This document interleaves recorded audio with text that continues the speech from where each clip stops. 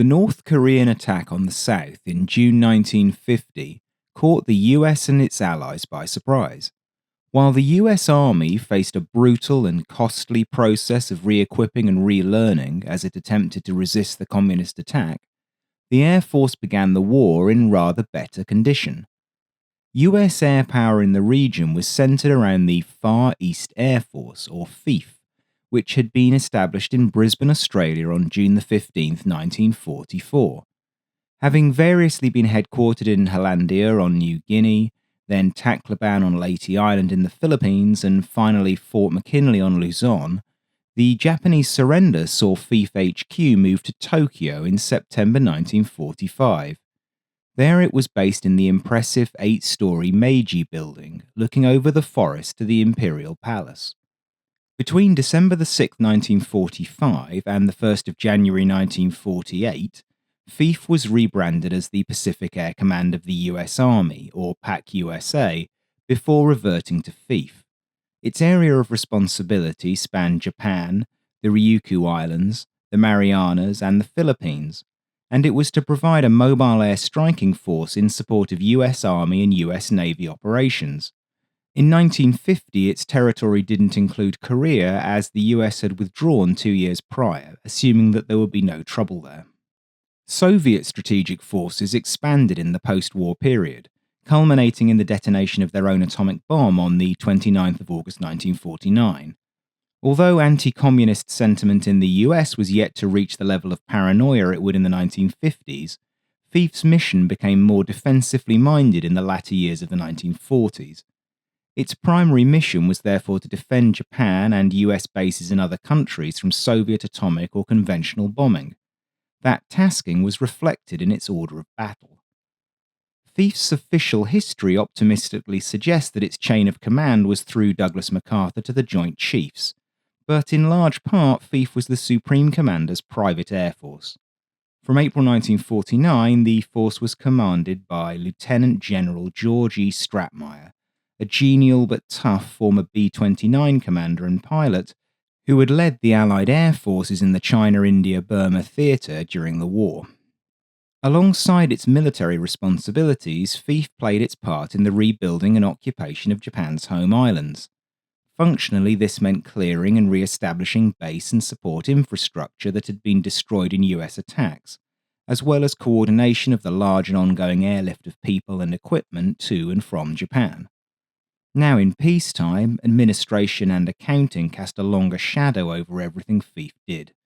To this end, officers and men more suited to peacetime tasks and politics joined the command in increasing numbers as time progressed. Even so, the presence of many veteran World War II pilots, and the simple fact that flying is more fun than route marches and trench digging, meant that large parts of FEAF retained their edge during the post-war peace. As with other commands, the tactical wings within FEAF were in the process of converting from piston to jet power, and in some cases moving to upgraded jets. This transition brought with it additional training and also served to retain flying and maintenance skills. The US Air Force was not expecting or preparing to fight a limited war in Asia. In an era of budget cuts, as a general rule, they were investing in super-heavy nuclear bombers and withdrawing funding from fighters. Since 1948, it had been clear to some that the enemy was the Soviet Union, and any war was likely to be total. It would take the shock of North Korea's invasion to fully entrench this view in the political and military psyche, but it was there in Washington already. In Tokyo, MacArthur reigned supreme. Under his headquarters, FEAF consisted of 3 subordinate commands, 33,625 people, and 1,172 aircraft in 21 combat squadrons. Largest of the commands was the 5th Air Force, commanded by Major General Pat Partridge. The 5th actually predated FEAF by 2 years, having been first established on September 3, 1942. In its current incarnation, it was deployed for the air defense of Japan and was headquartered at Yokata. The majority of the wings in 5th Air Force had converted to the jet-powered F-80 Shooting Star. This was the ride of the 35th Fighter Interceptor Wing at Yokata, the 8th Fighter Bomber Wing at Itsuke at Kyushu in the south, and the 49th Fighter Bomber Wing at Misawa in the north. Only the base at Itazuki was close enough to Korea for the short-leg shooting star to operate, and it would thus be the main base for the type in the early days. The F-80 was the most numerous aircraft type in service with FIF, with 504 assigned to the command. About 60% of these were the latest F-80C, with the balance being the earlier A or B. In reality, more like 365 shooting stars were combat ready in June, the rest being in storage or combat ineffective. Reading some histories of the Korean War, it is easy to come away with the impression that the shooting star was already considered obsolete in 1950. While it's true that the F-80 was one of the oldest jet designs still in service, it only dated back 6 years to 1944. The F-80C had entered production in 1948 and was a heavier, more powerful and more refined version of the original. Furthermore, US planners knew next to nothing about the MiG-15 at this stage. It had been seen at the Menino Air Show in 1948, but most assumed that it was Soviet and therefore substandard in quality. They knew slightly more about the MiG-9 and the Yak-17, which were easily outclassed by the Shooting Star. Thus, in the absence of the USAF's shiny new F-86A Sabre, the F-80C was regarded as the premier air superiority fighter in the theatre. Pilot training in the type had got going at a pace in 1949. There were now enough pilots for the aircraft, and the wings were well trained in its employment. The continuing presence of F-80A models was because some squadrons were in the process of moving to the latest C. Irrespective of their technical training, the command was completely unprepared for the nature and intensity of the conflict on which they were about to be committed. The 35th and the 8th were each augmented by an all-weather fighter squadron, the 339th and the 68th respectively. These flew the F-82G Twin Mustang, a majestic aircraft that would be an unlikely hero in the difficult weeks of June and July 1950.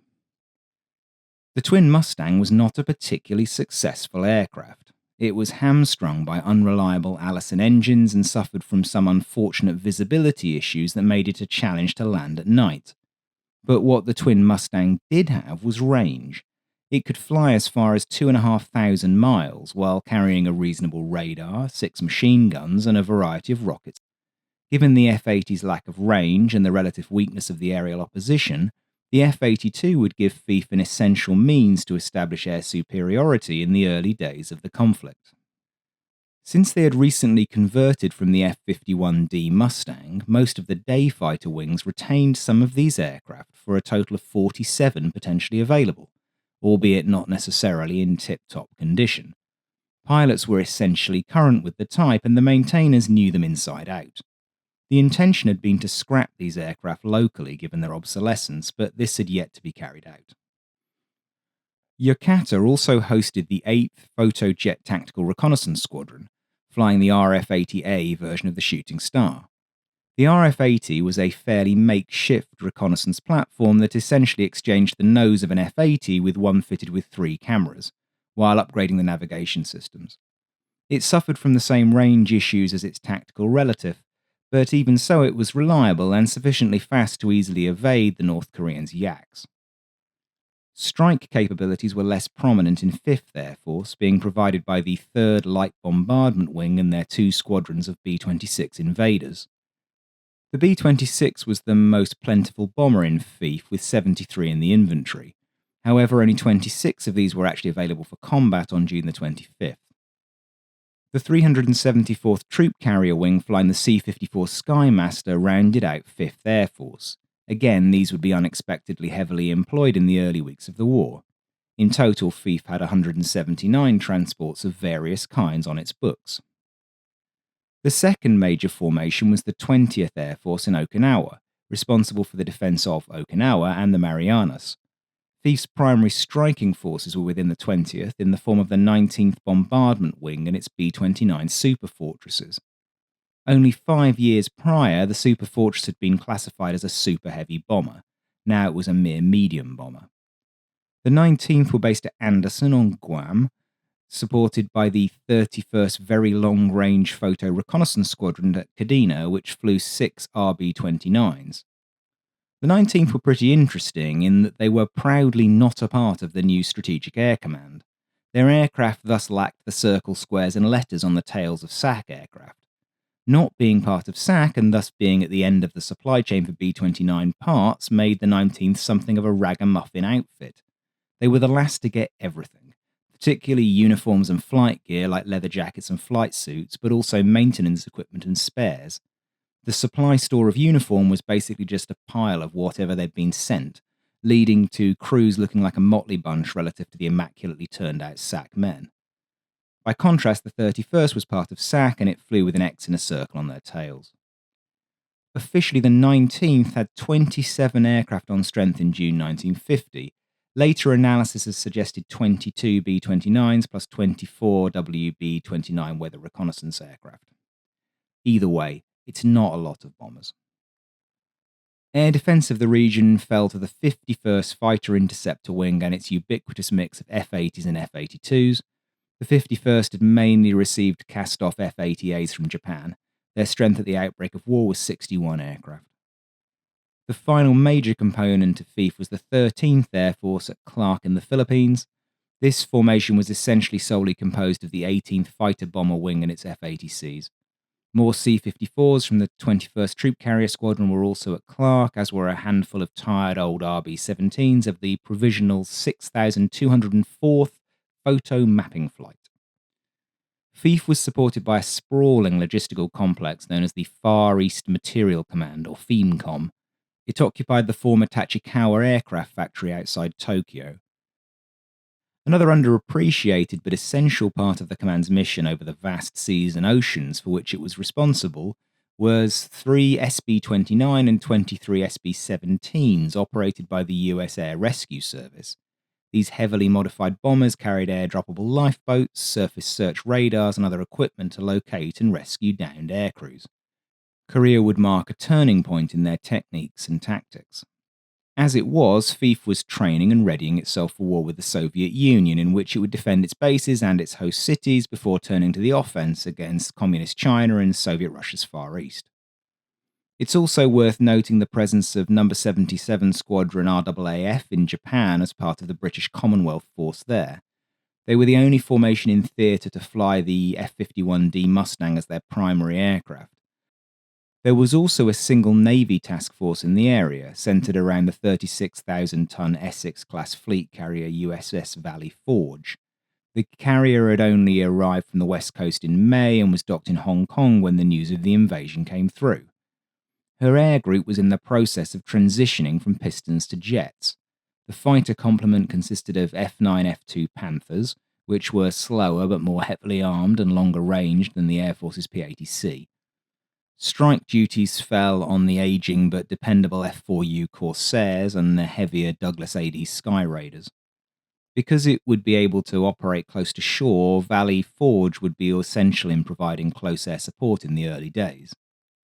The other operational carrier in the area was HMS Triumph and her task group, led as it happens by the cruiser HMS Belfast, which you can see on the Thames. Triumph was a 13,500-ton Colossus-class light fleet carrier. Triumph had actually been due to return to Britain to replace its air wing with modern types, but that hadn't been able to happen before the conflict started. She was therefore operating with 800 Squadron Seafire Mark 47s for air defense and 827 Squadron's Fairey Firefly Mark 5s for strike. Whereas Valley Forge carried 80 aircraft, Triumph had just 24. But needs must. She was steaming from Japan back to Hong Kong on the 25th and immediately headed for the Korean coast. She would be supported by another carrier, the 18,000-ton HMS Unicorn. Although larger than Triumph, Unicorn was no longer an operational carrier in the traditional sense. She could theoretically operate as a light fleet carrier and had done so during the Second World War, but she'd been built as a maintenance and support carrier, and a refit in 1948 had continued the process of reducing her ability to operate as a traditional carrier and making her more useful for maintenance. Her role was to provide depot maintenance, repair, and overhaul services to carriers operating from ports like Singapore and Hong Kong, which lacked such facilities. But by 1950, it had become apparent that Unicorn was unsuitable for operation as a static aircraft repair factory. Air maintenance ratings tended to be used for ships' duties, reducing manpower for the repair program. The flight deck was not always available or suitable for running engines. The heat in the hangars, coupled with poor ventilation, was not conducive to aircraft maintenance.